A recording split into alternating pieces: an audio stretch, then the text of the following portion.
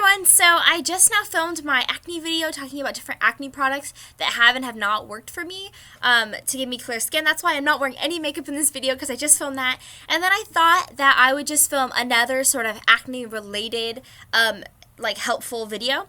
And I wanted to just talk about a few tips and tricks that to me have always been obvious, but I think that that's because I have gathered this information over the years and have just started applying it to my life and just good habits that I always keep up. So to me it might be obvious, to you some of them might be obvious as well, but you never know, there might be one or two tips or tricks that you're like, oh, I never thought of that.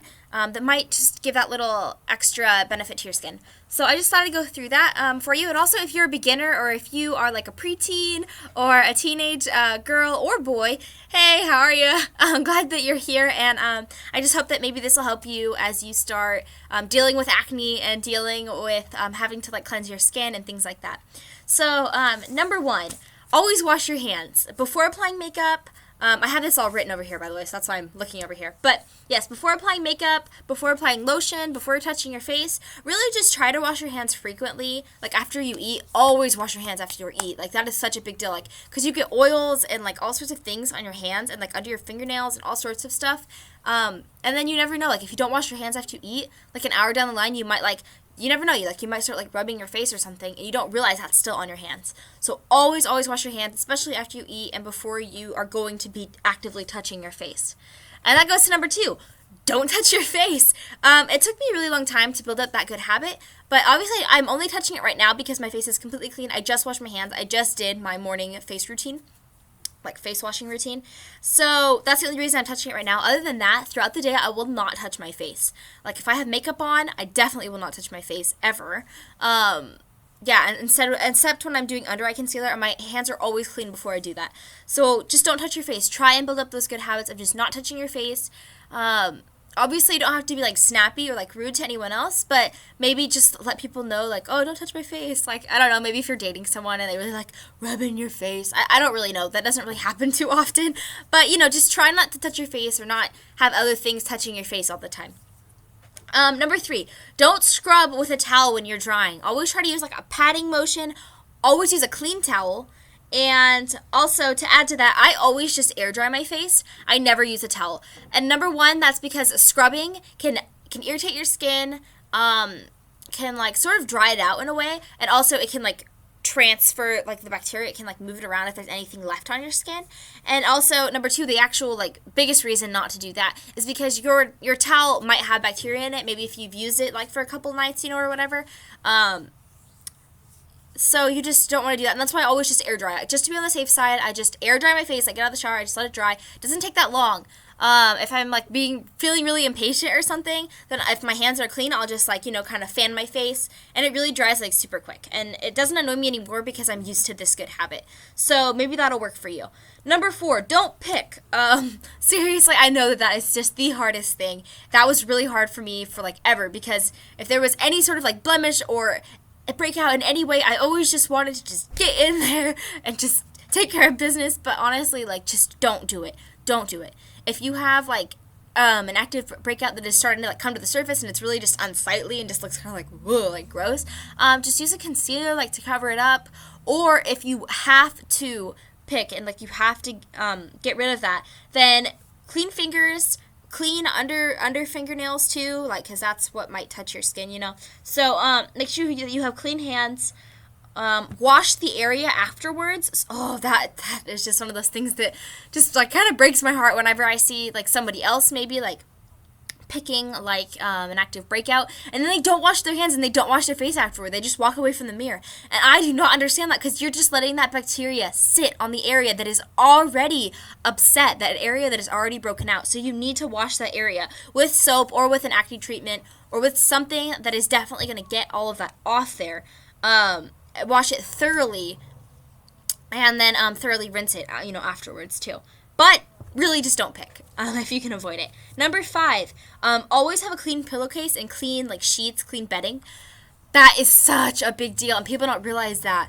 But honestly, because you're sleeping on that night after night throughout the night, and even if you don't get your bed dirty in any way, like if you always have like a clean face when you go to bed, as you sleep, your skin still is like going through a cycle and releasing toxins and releasing things throughout the night.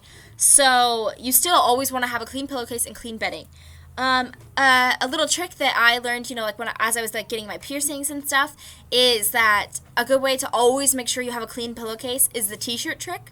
So you have one side of your t-shirt, you can put your t-shirt on your pillow as a pillowcase. You have one side for a clean surface. You can flip it over the next night and have another clean surface. Then you can turn it inside out and use either side for two more cleaner surfaces. One second, my alarm is going off. One second. I'm sorry about that. But anyway, so you will have 4 different surfaces from one clean t-shirt. So that's the clean t-shirt trick. Just like if you're in a pinch, you don't have time to clean your bedding or whatever reason, if you're at a friend's house, I don't know. But that's just a little trick if that will be of use to you. Number 6, use face brushes for makeup. That really changed my skin when I was about like 12 or 13 was when I started using my first foundation brush. And honestly, that makes a huge difference because you're not putting oils from your hands to your face. You don't have to worry about, just like other things being on your hands and like getting into your pores when you're like applying foundation or something. So try to use makeup brushes if you can't afford them. Elf has great ones. It does have like a painting sort of facial brush in, but foundation brush. But if you just can't afford anything else, that's a great alternative. If you still just can't afford that and you want to like try investing in like a little bit of a nicer brush, like a buffing brush to really get your foundation on like cleanly and nicely or whatever, I strongly suggest saving up your money until you can afford that investment. And in the meantime, always wash your face before you put anything on your skin or anything. Also, to go with that, when you have facial like makeup brushes, and if you have them right now, always be cleaning those. So do like little spot treatments, make sure there's not like makeup buildup in your brushes, and then also every week or 2 at the most, you should be thoroughly cleaning your brushes, setting them out to dry so that they are just completely clean, makeup free, bacteria free, anything else that can be getting in there, because honestly, that is going to make a huge difference. Like, you wouldn't even realize it, but I promise you, like, your makeup brushes can be doing major damage to your face if you're not taking care of them properly. So just remember to clean your brushes.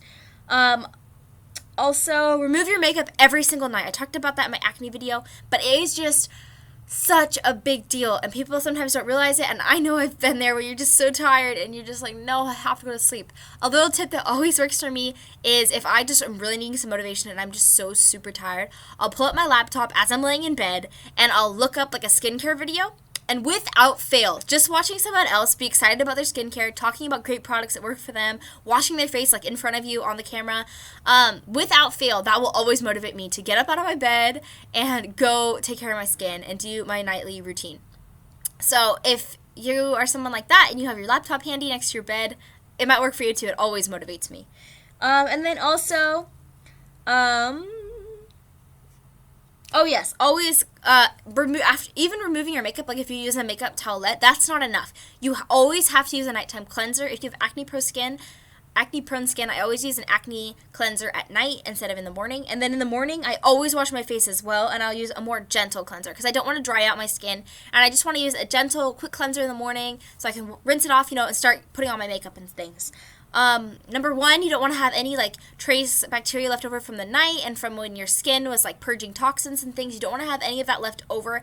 And also it gets rid of like excess oils and things, like if you like have like a light sweat in your sleep or anything like that, so that your makeup will apply evenly and smoothly and you just have a nice clean surface to work with. So always be doing that. And also, another little trick is I take days off of makeup where I don't wear any makeup at all, even concealer, and that is the hardest thing. Honestly, I know that will be hard for some of you, and I completely understand and respect that. That is a valid reason. Like, that's a valid point. If you're just not comfortable in your own skin, you don't want to go outside with absolutely nothing on. I used to be like that too, and people always used to think I was crazy. Like, why aren't you comfortable going out without any makeup? Like, you don't have to be dressed up all the time. And it's not that. It's just you get used to always having at least something, like a little bit of a security blanket, to cover up spots and things. But you can do it. I've done it, and I've gotten to a point where I'm comfortable going even a few days without makeup. But I know that it's really, really hard. So just try to get to a point where you feel comfortable being able to do that, maybe after your skin has cleared up, and just try to go at least like one day or maybe even like half a day without wearing makeup, maybe just like your morning until like somewhat into the afternoon or something. Try going without makeup for a while, just to give your skin that extra chance to breathe, you know, just to be happy, and not have makeup in there. So let's see what else. Oh, and if you have to use a concealer, like you just like, I don't know, I cannot do that. I could not go outside without makeup, and you just have to at least use a concealer for your spots. Try to use, they have one by, I believe it is Almay, and I will be doing like a review on that, comparing it to the Murad spot concealer, but it has like the same exact thing as the Murad one. So the Murad one has 2% salicylic acid in the spot concealer, and it's actually quite thick and pigmented as well, so you can just clearly just cover your spots and nobody can see them, and then you're good to go, and you don't have to wear like a lot of makeup. And you can also feel kind of good because it does have a little bit of an acne treatment within the actual product itself, sitting on your spots, you know, throughout the day. And yes, as I said, I think there's one by Almay. I'm not entirely sure, I don't remember, but I will be doing a review on that. And it has 1.5 salicylic acid, which isn't as much as the Murad one, but it looks like it would be a great alternative. It does come, though, in like a wand doe foot applicator, and it is more of a liquid, whereas the Murad one is a stick, and so it's a little bit thicker. And I do like that also because bacteria isn't getting inside of a tube, it is just getting on the end of the Murad like stick, and I can always easily just wipe that off, spray it with rubbing alcohol, or it just like, you know, over time it just goes down anyway and gets to new product that hasn't been touched. So that's the only hesitation I have with the idea of a tube, you know, that you would put on your face and then put back in. But I'm sure there are ways to make that work, and I will be doing a review of that for you guys. But anyway, so those are all my tips and tricks. Yeah, as I said, a lot of those will be obvious. Don't be irritated if they're obvious. Don't give me like thumbs down, this was terrible. You know, this is just meant to help those who maybe this isn't as obvious to them, or maybe they're just like 13, 14. Hey guys, again. But I am really glad that you're here, and I do hope that that is helpful to anyone who might have needed this or just been interested in watching this video. Anyways, alright, have a great day, guys. Alright, bye.